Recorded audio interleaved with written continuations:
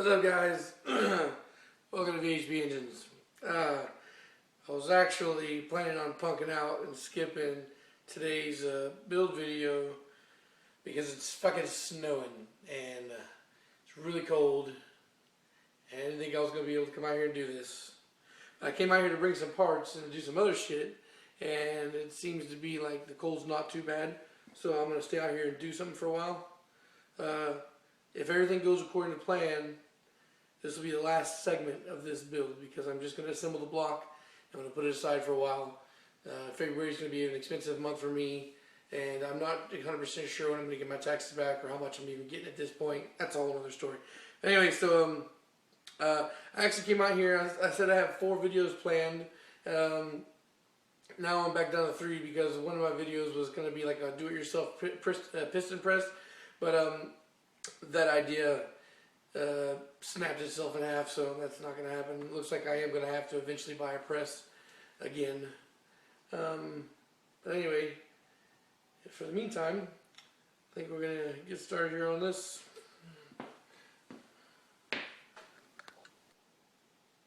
Alright guys, so what I'm doing right now is I'm just cleaning up the bearing shells and the main bearings and putting them in the block. These again, these are used but healthy bearings. What I like to do is take the scuff pad and just run a couple of quick passes like this. Again, like I've said about this shit, it doesn't really take off material. All I'm doing it for is just to take off any small burrs or raises that the bearing may have. Just that way it's a level surface all around. When you're putting the bearing in there, you know, of course,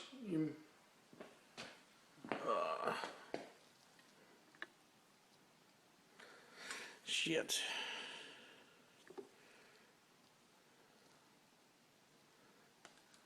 Okay, you match up the little notch, the notch that goes in the groove. So match up the notch to the notch hole and push it down in there. Then I like to push down on both sides to make sure that it's completely locked in place.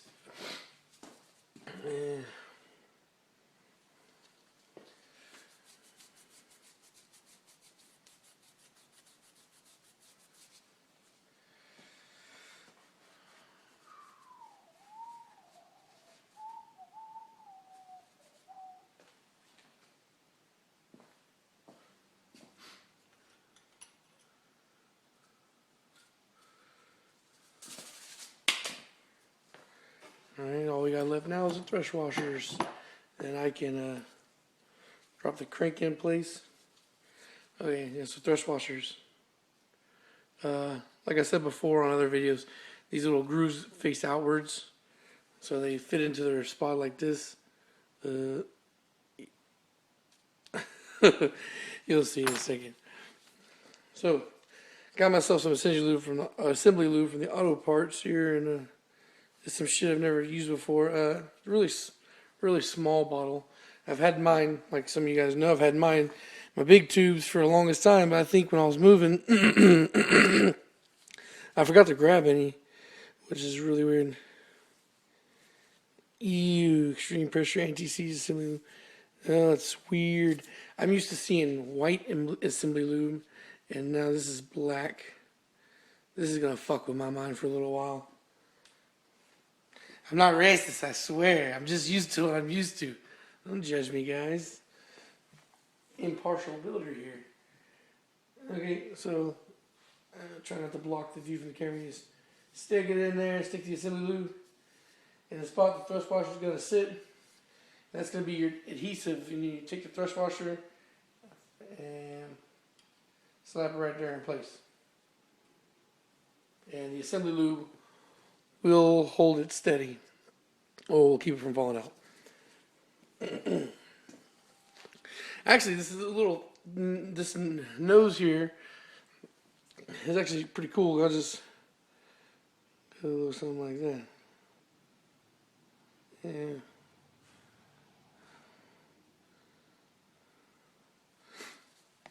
Oh, okay. Yep, that works. I like that. Alright. Now, you don't need a thick-ass layer of this stuff. I used to put it on kind of thick. Well, not really thick, but I used to put it on kind of heavy. And one time I, bolted the crank in, and for whatever reason I had to take it back off. And then you see that once you torque it down in place, it kind of like smears a lot of it off anyway. Smears out the side. So I'm going to use this beautiful needle nose here. And I'm going to show you what I like to do normally. So you get it in place like so. And then you dab away. Just smear it in there real nice and get light.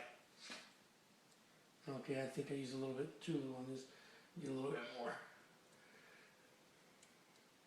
Doesn't have to be caked on there, but you want a decent layer over the entire surface of the bearing. Yeah, that's good. I put a lot there.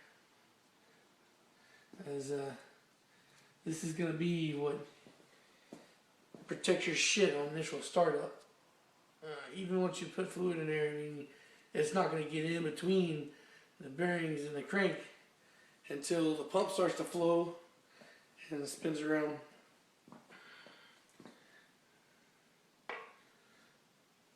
Now this is going to be a little bit more hard pain in the ass. Getting on the damn rods. It sucks to have to do it like this. And I think I could have got around it. I think the girdle was big enough. Had a big enough gap for me to be able to work around it, but whatever. It is what it is. Cap that back up right for now.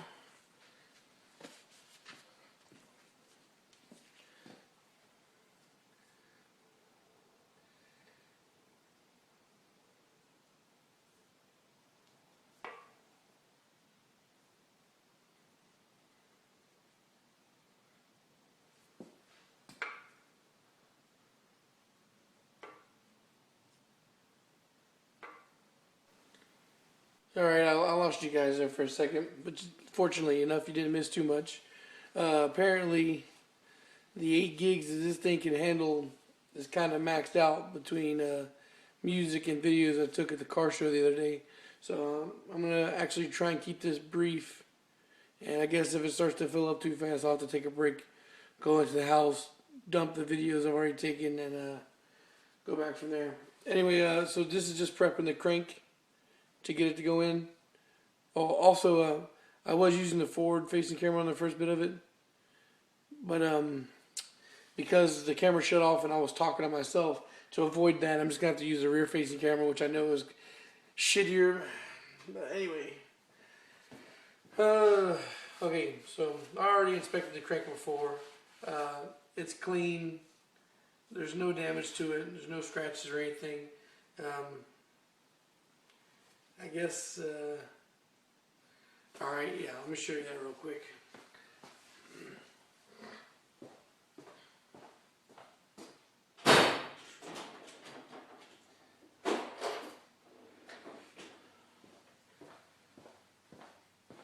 This is something you want to have. This is something you want to have when you go, if you're ever going to buy a used crank or whatnot, you want to be able to check out what's going on with that crank. You can, I'll leave a link in the description of where the hell to go to find the measurements to make sure you have the right size. And I've, of course I got the size memorized for the B series and the D series, which I think is the same measurements. But I can't remember exactly off the top of my head what the K is. I'm pretty sure it's a little bit bigger. Anyway, the easiest way to do this is to get yourself a digital micrometer. This one's a Matco. Yeah. You can get them at Harbor Freight too, though. I mean, I don't see why it'd be too much of a problem if, I guess, you just take some test measurements off stuff that you know what the size is if you're worried about Harbor Freight not being good enough for you. Okay, so you take the crank, you take your micrometer, get in the middle of the journal, and take a measurement like that. And that's what your reading is going to go off of. And the link that I give you in the description will show you the tolerances of your bearing clearances. So that way you know if you're a little loose, if you're just right, or if your crank has been ground already and you need to fucking buy oversized bearings. In this case, the reason why I'm not too worried about checking the bearing sizes again and measuring the crank is because 2 reasons. One, the crank is good and it's healthy. I've already inspected it, no damage. And then the second reason being the fact is I'm going to use the bearings that were already in this fucking motor.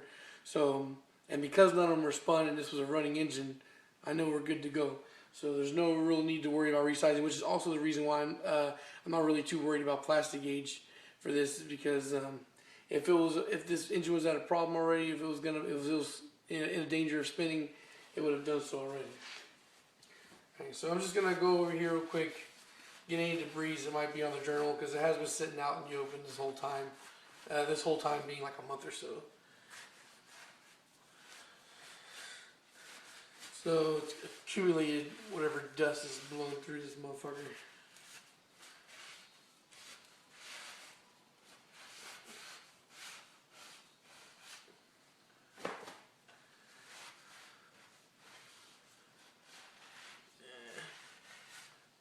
And okay, there's also a question I've got a couple times from people, and they ask me like if your shit is damaged, or if you spun a bearing, can you save that crank? And that's actually a big rant. I've been wanting to do a video since before I started YouTube, based off that my rod knock rant. If you've been here from the beginning, you may have heard me mention it before. I may do a video on that soon. But the answer to that question is 99.9% of the time it's going to be a no. I've only been able to save one crank myself, save one crank that had spun, and it was miraculous that I was able to do that. But it for sure had spun a bearing, and I did save it, which was really cool. But only that one time. Any other time, the damage is far too extensive. I tried to save many cranks after that. But no, the damage is usually far too extensive. You can clean it up by the time you try and get it smoothed out to where it's maybe safe to put a bearing on there and run it like that. It usually is way too low on the clearances, and you'd have to buy oversized bearings. And then at that point, you'd be buying one oversized and the rest normal. And it's just it can be done, but it's way too much complication to try to do that. And then so the thing would be to save a crank. You have to take it to a fucking machine shop. And the trick there would be finding a machinist who has what you need. Alright.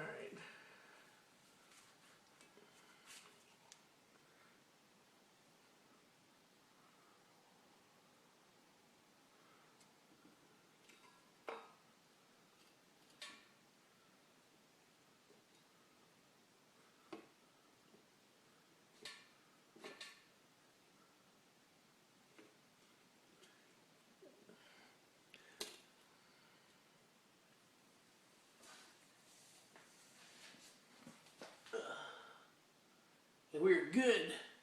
None of them popped out. Whew. Nerve-wracking. Hate that fucking part. Because it sucks. I don't have to push it back in there again. Alright. So, put 2 of them in the rod socket. These 2 are in the rod socket.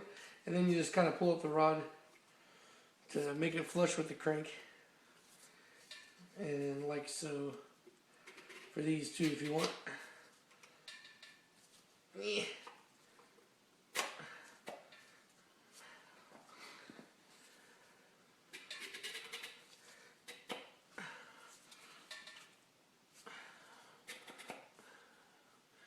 And we are socketed into place, more or less. Now it looks a little loose. There we go. Alright, now what I'm going to do is I'm going to lube up the rod caps and put them on. I'm going to skip a little bit to save a little video storage space. I'm going to lube up the caps and then I'm going to come back in. Alright, so got all the damn caps in place. So what you want to do once you got the caps back on, or caps in place, is give a little tappy to make sure that your fucking rod caps are seated. You don't want to go to start torquing them and then it pops on you.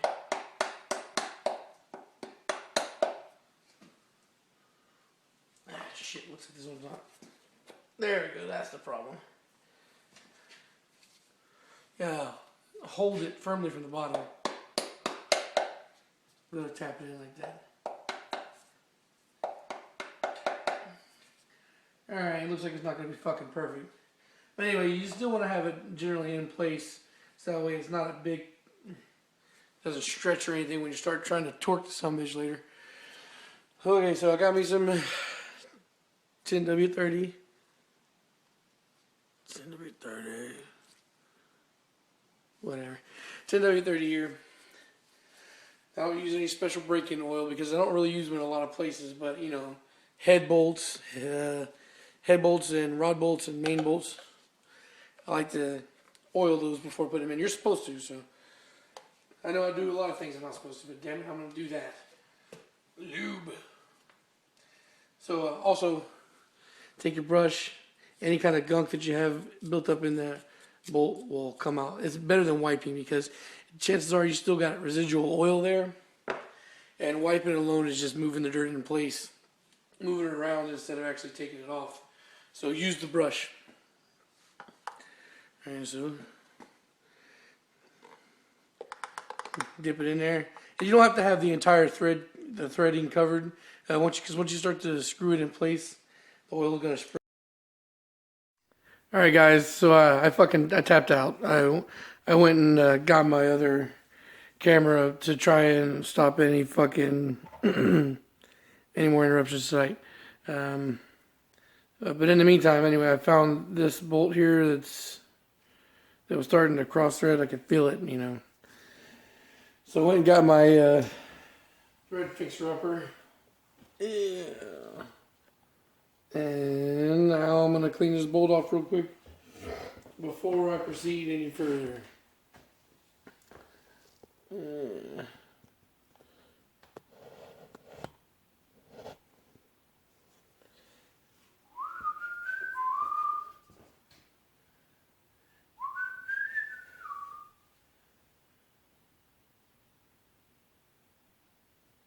Well, I might not. God damn it. I might not even have the right size. I'm hoping I do.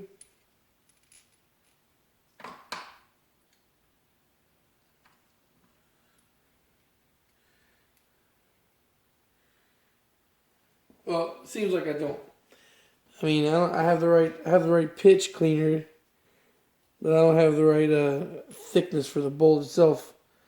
But luckily for me, I'm used to working with shit like this all the time, and what I'm gonna do is press it real hard into one side and work it like that to clean it up.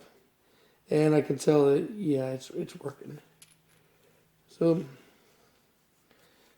jimmy it up a little bit and straighten them motherfuckers out. Carry the fuck back on again.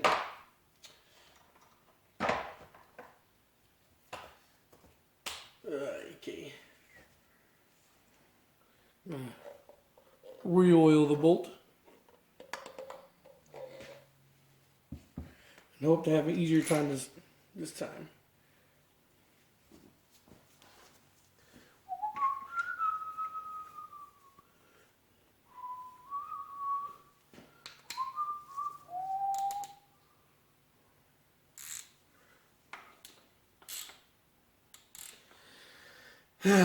Let's see.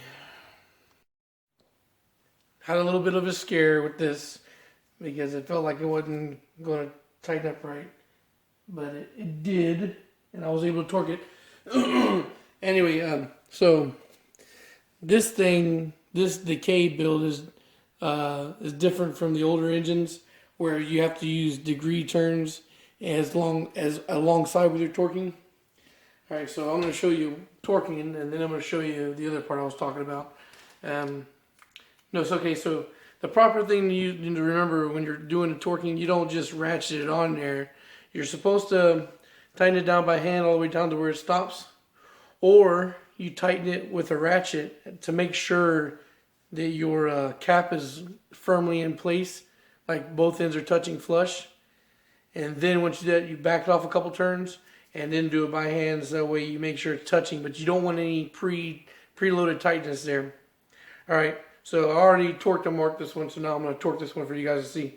And now when you're torquing, you want to do steady pulls, so that way you don't over torque. All right, so like I said, don't ratchet it a whole bunch of times. You just pull on it, steady.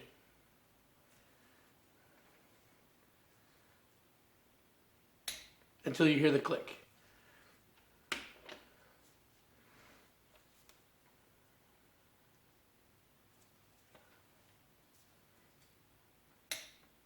Alright. Now, rods and mains are relatively easy. It's only the fucking, when you start doing the head bolts or head studs, which are even worse, is when it gets to be a pain in the ass, because you're straddling the fucking engine and trying to do the head bolts.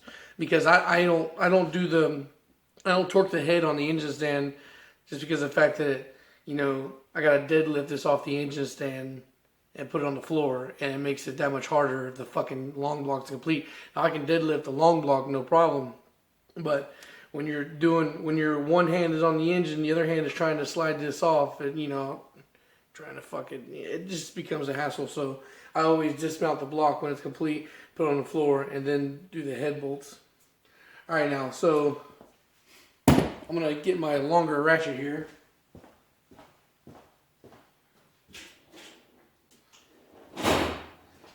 To do this 90-degree turn. All right. Let's see if I can dismount the camera without turning it off. All right. Fuck. Okay. So you see, there's a little paint mark there, and it's running up from the rod up to the cap or the top of the rod bolt. So it says 20 degrees plus 90. So what I'm gonna do is I've got the marker here, so that way I know where it started at, and I'm gonna turn it 90 degrees to where that mark that's here is facing out this way, and so on and so forth for every one of them. So I gotta torque it to 20, which we did, and then turn it 90 degrees. So when that mark is 90 degrees to the right of where it started, that is how you know your torque is finished. All right, I'm gonna shut the camera off again, and I'm gonna get to doing that.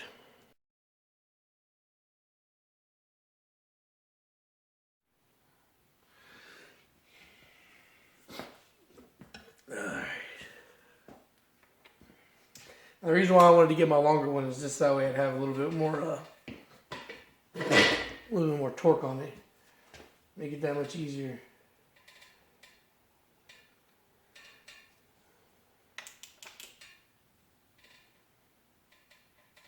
Oh yeah, that's tight. Yeah. Ooh. Yeah, that feels crazy tight for a rod bolt, honestly.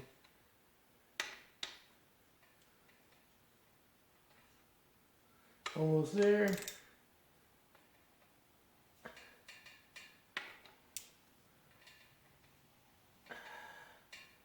And we have 90 degrees.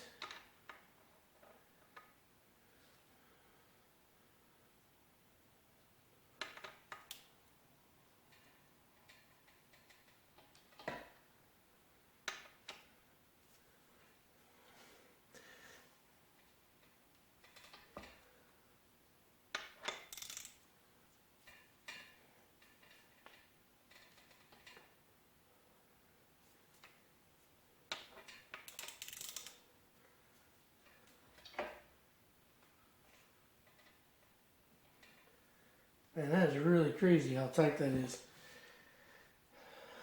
But I guess that just goes to the nature of the style of bolt versus a nut.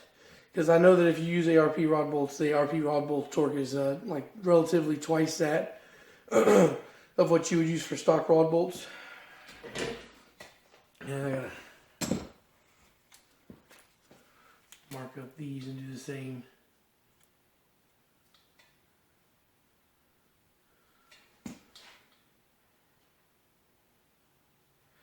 Yeah, I guess, I mean, we'll see how it is once I go to rotate it, because I'm going to need to rotate it here in a second to do the other two torquing, and then see how tight it feels. It's really strong there. That's a really tight feel I got. Okay, so, you know, because these two down there, they weren't really torqued into place or anything, what I did to make sure they stay in place when I go to spin it, is I went ahead and just tightened it all the way up by hand. I gave it a good tightness to it, so that way nothing moves, the bearing shells don't come out when I go to rotate those two up. Alright, so I'm going to do this one real quick. Alright, so and then I'll go to the other one. I'll put the rod bolt back in here just to make it a little easier for rotating this shit. And wanted you guys to get that initial idea of the reaction to how tight this thing's gonna be.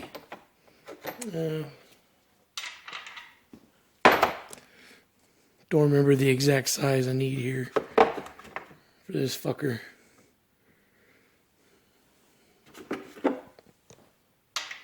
Fuck.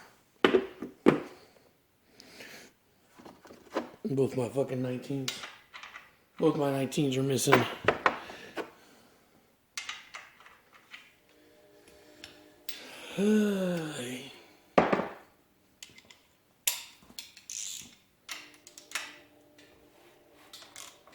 I don't feel bad at all. Oh, I hear that shit's dry as fuck though. Need to go ahead and put oil in them cylinders. Yeah, okay, that didn't feel bad. But that's just crazy, you know, how tight that was going on there. Oh yeah, the thrust washers moved up out of place. If you noticed that, I just kind of slid it back in there. No big deal. All right. Now, it's kind of cool that it's the torque plus angle thing. That means I don't have to keep resetting the fucking torque rod or my torque wrench.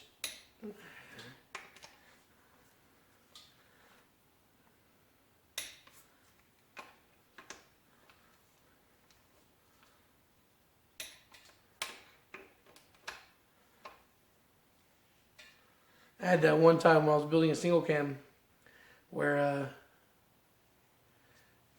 I thought I had torqued something, or I thought I hadn't torqued something, and I went back and I torqued it again, and it kept nagging at me to do a double check, and I did, and it turns out that I over torqued the fuck out of it. So it's just one of the many times, like I say, guys, if you're not 100% sure on what you just did, ain't no shame in that. Go back and check it. It's better to take a couple seconds to do a little bit of rework than it is to have to rebuild a fucking engine later on.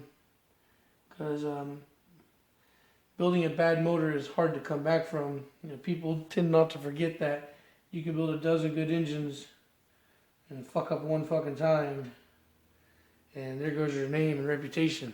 I'll give an example of that. There's a guy in Miami who goes by the name of Frustrate.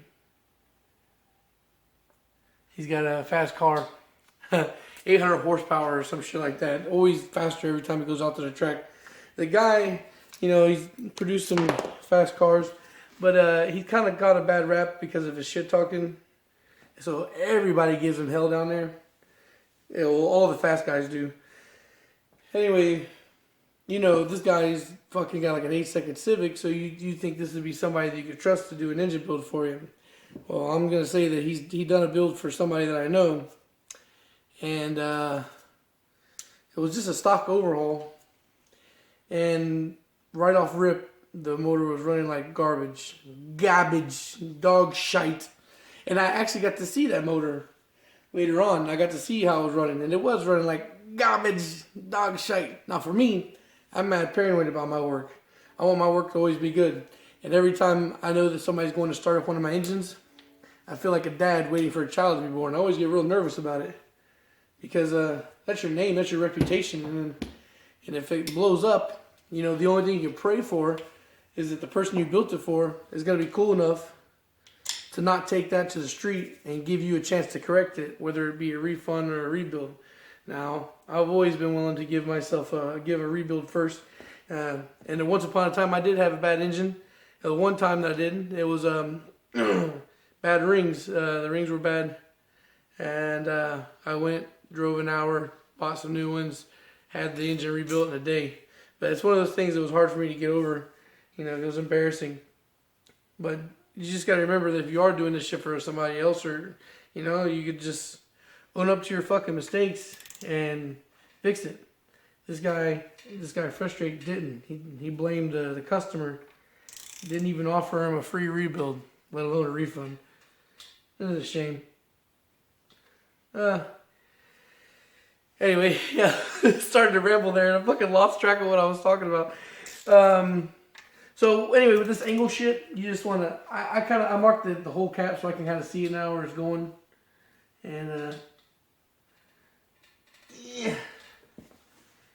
Because once you get it moving, it's easier to keep pace with it. You don't want to stop and lose momentum. Right there. Yeah, 90. Alright.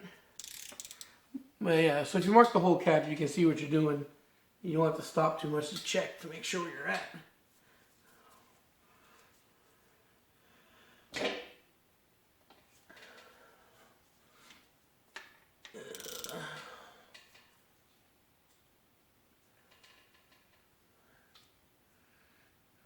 Handy.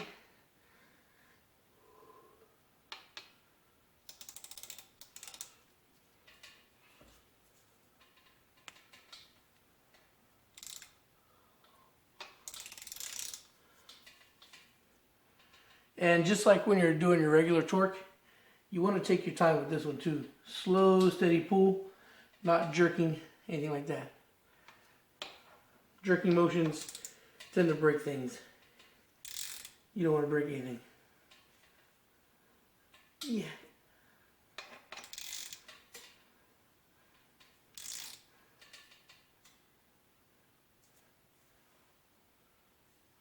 I went a little bit too far now. I'm going to back it up.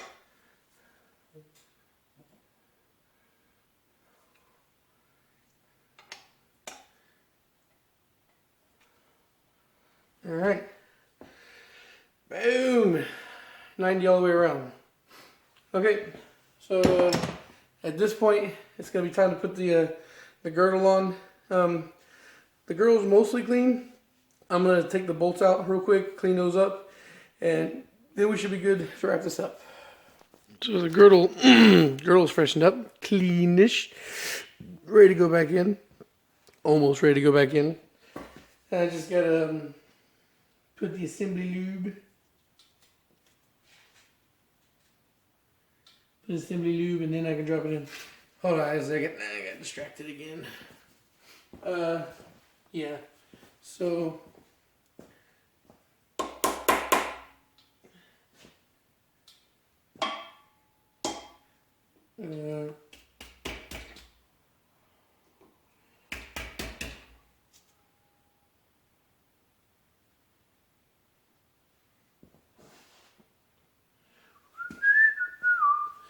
I know that you should be seeing this, but anyway, it's just a bearing came a little bit dislodged. Just tapping it back into place real quick, so that way I don't get ahead of myself and forget it. Fuck.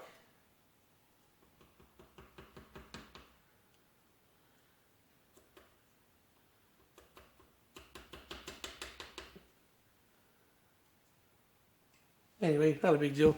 So,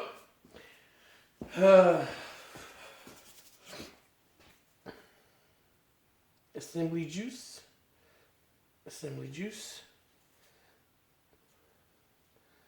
And this shit's really sticky compared to what I'm used to also. Looks like that fucking black worm you see in those videos coming out of them fucking bugs. Alright.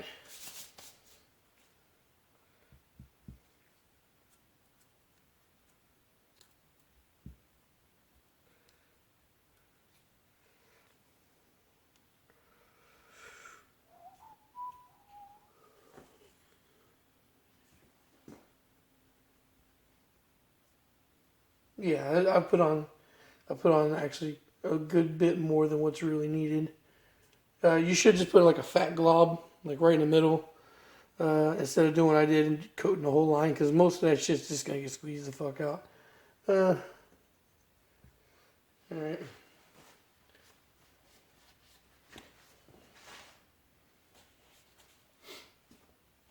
Now, bring out the RTV.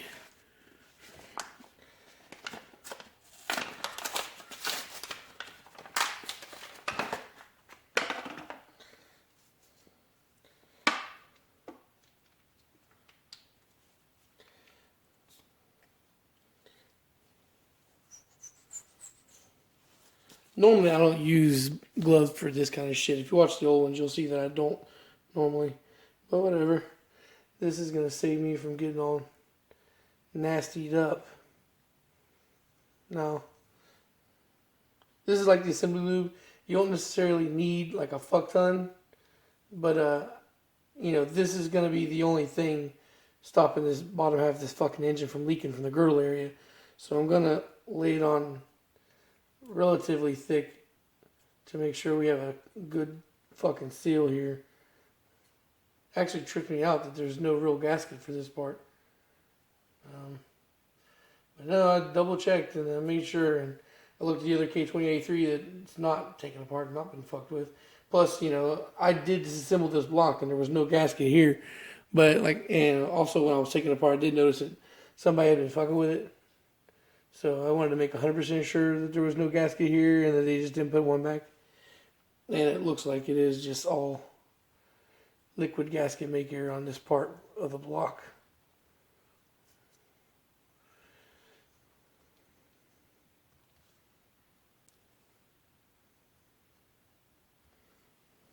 I want to make sure I don't drop the ball here.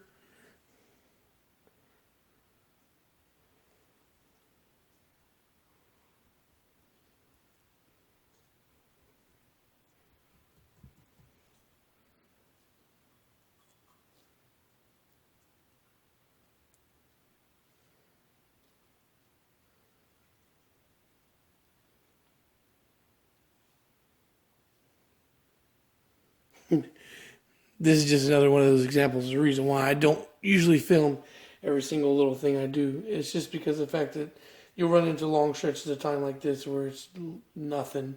And I'm not one of those guys that's gonna, and I'm not ever gonna do that. Fucking play the music in the background shit. Because it's annoying. And you got copyright issues you gotta worry about all the time. So I don't think it's worth the trouble. Searching is gonna make editing that much longer to try and find uncopyrighted music that I can safely use. So you just gotta listen to the music and my voice. Hopefully that'll be good enough for you. Almost done, almost done, almost done.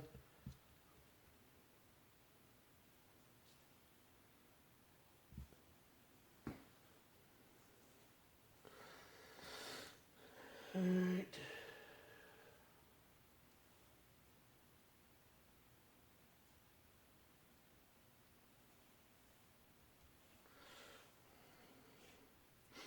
Oh fuck, I put the cap.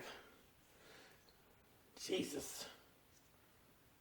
Alright, anyway, I gotta break real quick so I can switch the camera angles around again.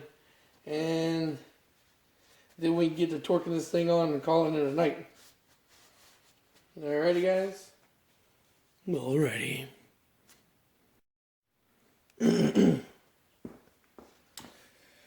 Alright. Gonna take some juggling there, but we are safely mounted. You little prissy.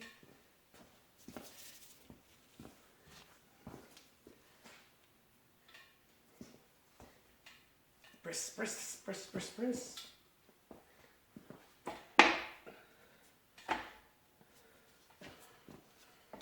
Yeah. Yeah. Now you tappy.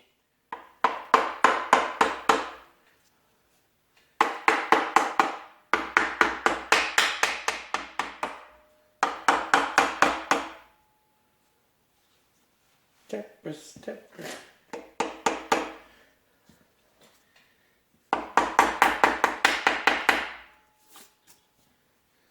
yeah, you can see here that I really would have easily been able to mount the girdle and put the pistons on. They're clearly exposed here. It's not like the single cam where, you know, the girdle is taller than what you're.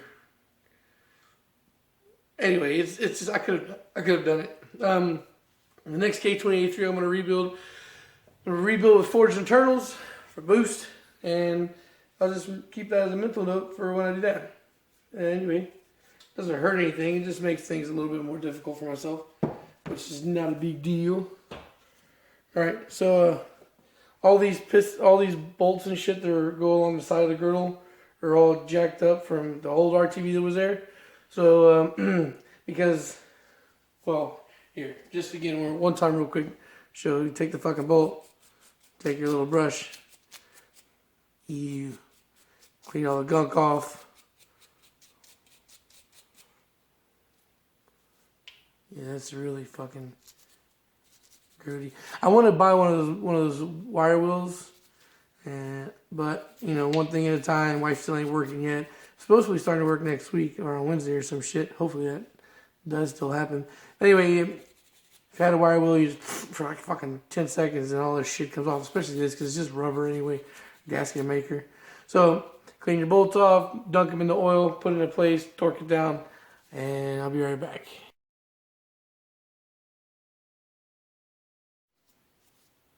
So tightening or torquing these mains is going to be similar to torquing the rods. It's 22 foot-pounds plus 56 degrees. So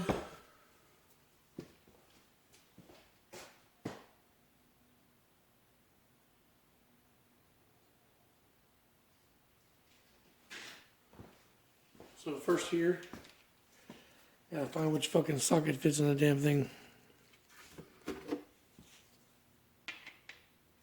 14 it is.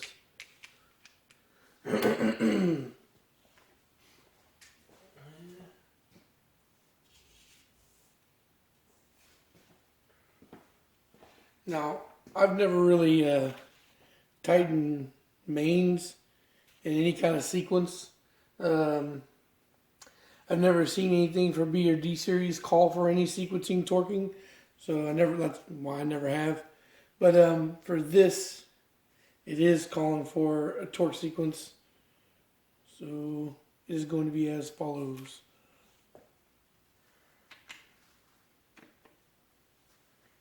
Oh fuck, first I gotta check the damn torque stick. Let's see, 20, 1, 2.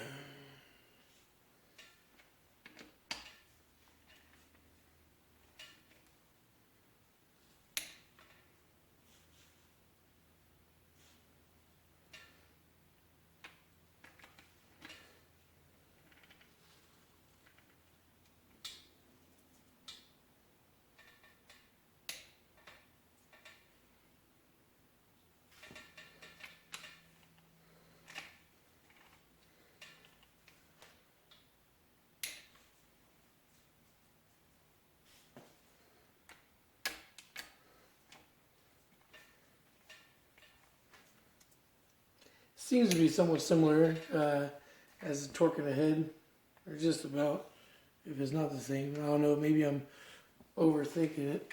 7.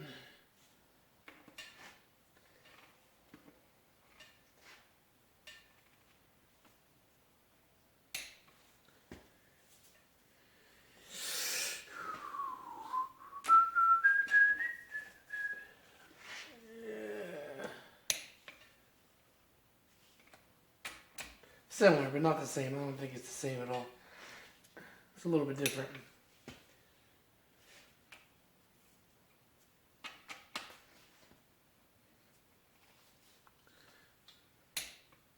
Alright, and if you ever have doubt of what you've done, I know because when you do the cross pattern, it's kind of easy to lose track. just go back and do a light tap, like that. And as long as it's torqued where it's supposed to be, it'll give away. Okay, yeah, it's good. But I guess that's why it's called for the additional 56 degrees. I remembered that they do have torque wrenches, and I think if not just a torque wrench, it's also something else. There's an angle tool, digital. Right.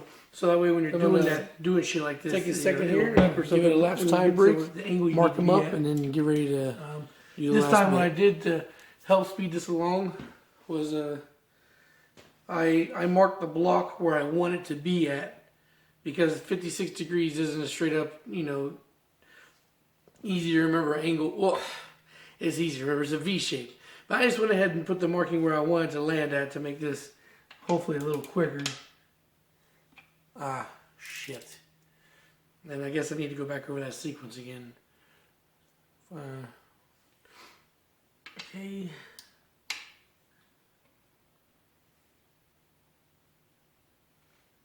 There. Cut here more.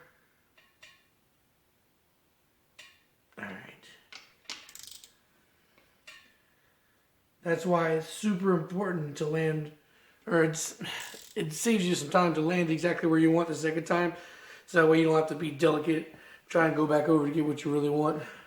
So just follow through, keep a slow but steady, firm grip, and you get what you're looking for. Let me first go.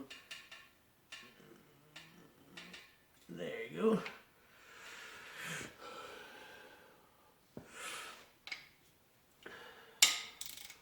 And I'm going to show you guys the markings after I'm done doing this. I'm just going to, I don't think I can change from rear facing to forward facing camera in one take. So I'm going to have to come back to it.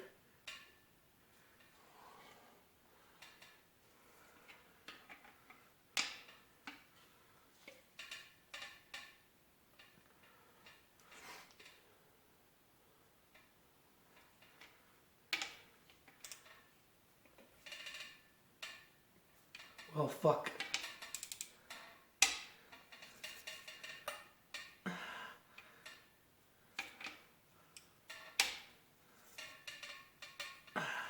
I was using the nut as a guide, the fucking, or the washer actually. The washer as a guide, and the washer didn't turn with the fucking bolt, so it threw me off there for a second. I had to stop. Okay.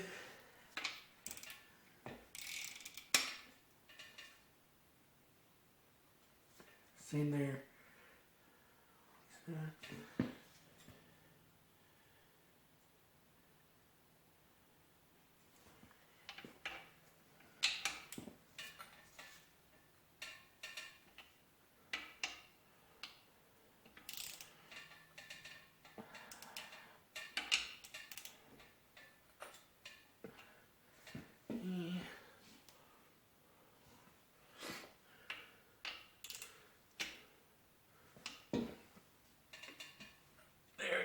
That's how we move together.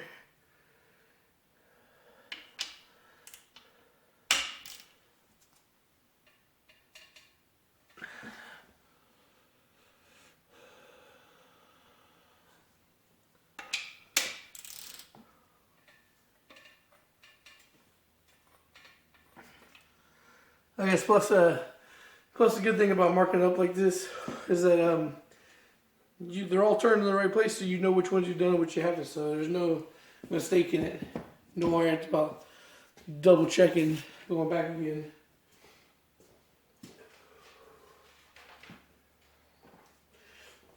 All right, so now I gotta torque these side bolts for the girdle. Turns out I'm missing one of these. I'm searching everywhere. I didn't drop any. I'm fairly certain I didn't drop any because when I lifted the girdle off originally when I was breaking it down, I left the bolts in place, didn't take any of them out because I wanted to make sure they went back in the same hole I pulled them from as quickly as possible. And it was much quicker leaving in place, so I had to figure that out. So anyway, there's no, for the side bolts, the 8mm bolts, there's no additional turning. So I just torque them to 16 foot-pounds and that's it. Let's see. I'm pretty sure that's this. I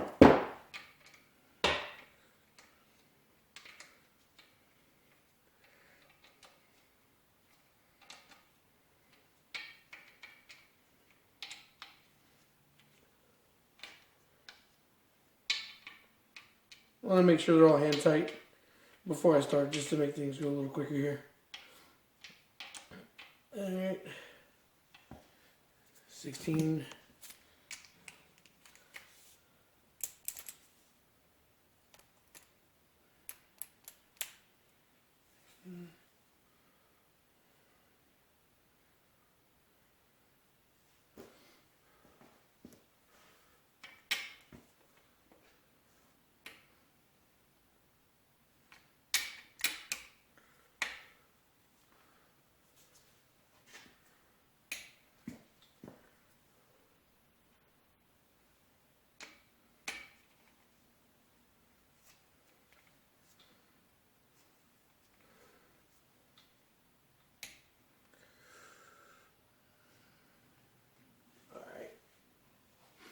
Alright, so this is another one of those things where I'm going to try and save on runtime here, and I was going to go ahead and finish this last bit up, and I think the next cut is just going to be closing statements.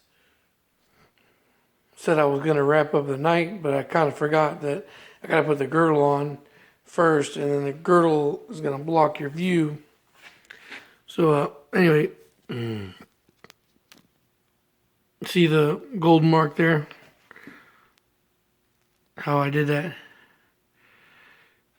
I just marked the bolt, or the bolt head, and I marked the block itself. So that way you can see where it's turning to, and did that all the way around. Jesus Christ. Well, anyway, so now just left is I'm going to put the girdle on, put the oil pump on, and maybe put the oil pan on. And I guess it's just, I'm going to lay a new layer of paint down. I got a new layer, a new can of aluminum spray over there. So let's see if I actually finish up the last bit or if I just leave it floating here like this.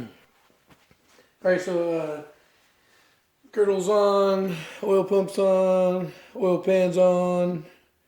And right now I'm just fucking oiling up the cylinders a little bit. Oh, I also smack down a new layer of paint.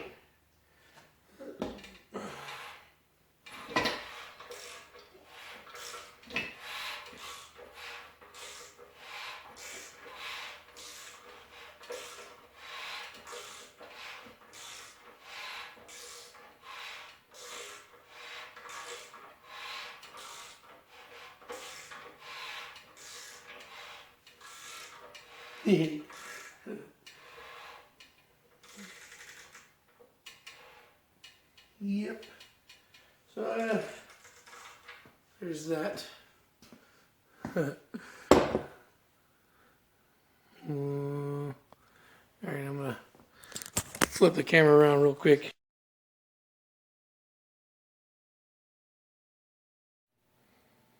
Quite proud of myself. Didn't think I was gonna finish tonight. I didn't even think I was gonna do this at all. Got the cylinders lubed up. And turning nice and smooth. Finished product. Oh, well, not really finished. I mean, I got the crank pulley and shit, but I need a timing cover. And I'm not going to reuse the timing chain. I'm not going to give that to anybody used. So when I try to sell this, I know this is going to be a big deterrence. That there's so much still missing off of it. Well, I do have this shit over there, but it's broken, so I'm not even sure it's usable. But I mean, of course, I'll throw it in. I don't know. Let's just hope I can move it. If not, that's cool. I mean, I take really long doing my personal builds, you know. And the big thing of that is just because money, like I've said a million times before, I always got to try and balance between what I'm going to do for the channel and what I'm going to do for myself. and I would really like to see this run. I'd like to keep it myself, and I've already even looked into buying a transmission and all that stuff. So I'm prepared to keep it. I mean, it's no big deal if it doesn't sell. Anyway, guys, the way I have things planned out right now, you know, because I'm busy expanding the channel, the new feature playlist and all that stuff. The way I'm thinking is feature playlist, the videos there will probably be 10 minutes or under. Like I got a video planned for that, and it's probably going to be falling that 10 minutes or under category. And of course, news generally falls in that 10-minute category. I think it's kind of a good thing that these engine assemblies run a little bit longer, especially now that I'm going into more details with it. But I really like to get some input from you guys to know whether or not that's something you guys want. Would you want me to try and break down each one of these things or each one of these videos into 10-minute clips, and I could release, instead of one 40-minute clip, I can release several 10s? I think it'd be a little bit more challenging for myself to do that because, you know, I try to break every engine assembly video, every single part, you know, part 1, 2, and 3, into a major step. Like ringing the pistons, disassembly, installing in the crank and all that stuff. Those are all big steps. You know, each thing deserves its own straightforward thing, I think. But I'm pretty sure that if you guys ask for it, I could still rearrange it to where I could break those into smaller clips. And the only problem is with that would be it would take you a lot longer. Well, not really, because what most likely I would do is film it all the same way, like I normally would, 40 minutes, and then I would just chop that up and release it either a day after another or all at one time in small pieces. You know. Anyway, I just want some feedback on this from you guys. I posted up on Facebook. Everybody fucking shot right past it. I think it's because it didn't have a shiny picture with it. Nobody looked at it. But this is something I'm curious to see what you guys are. Unfortunately now, even though I'm putting out more videos throughout the week, I really can't stick to a certain schedule just yet.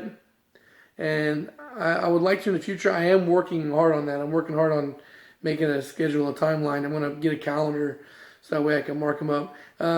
I didn't make do on my Friday video, but I did make my MR2 video when I said it was, and I am going to make this Sunday, even though it's late as fuck going into the next day again.